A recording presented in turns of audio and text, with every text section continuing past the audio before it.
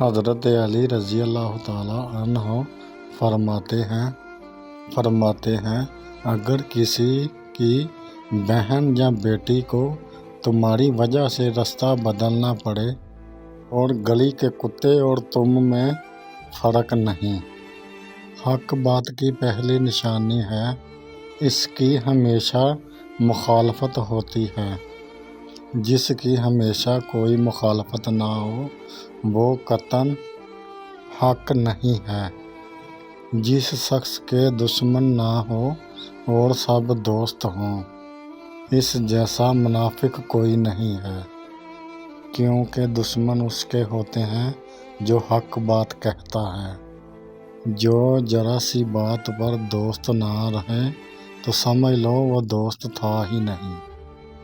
بعض لوگ کہتے ہیں کہ میں غلط بات برداشت نہیں کرتا، درحقیقت غلط بات ہی برداشت کرنے والی ہوتی ہے، اچھی بات برداشت کرنے کی ضرورت ہوتی ہی نہیں۔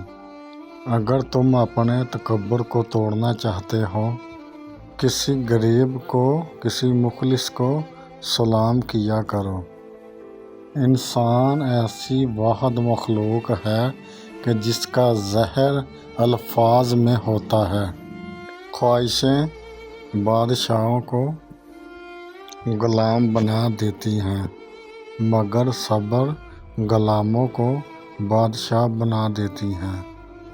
حق کے راستے میں سب سے بڑی سختی یہ آتی ہے کہ انسان تنہا رہ جاتا ہے۔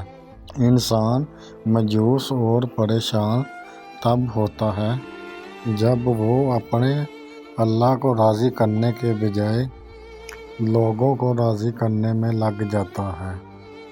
جس طرح شبنم کے قطرے مرجھائے ہوئے پھول کو تازگی بخشتے ہیں، اسی طرح اچھے الفاظ مایوس دلوں کو روشنی بخشتے ہیں۔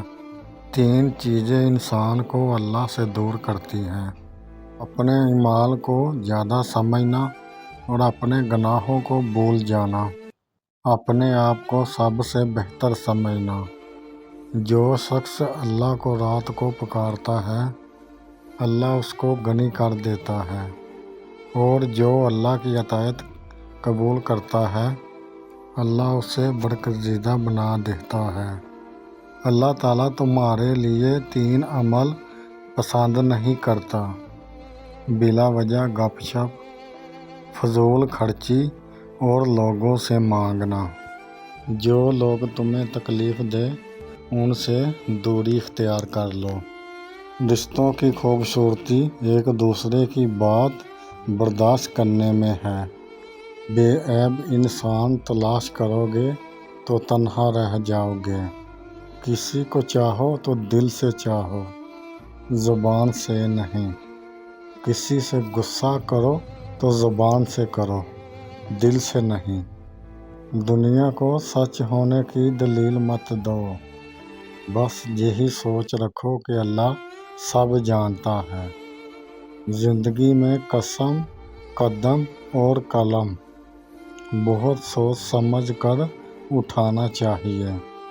الفاظ ہی سب کچھ ہوتے ہیں، اور دل جیت بھی لیتے ہیں اور دل چیر بھی دیتے ہیں۔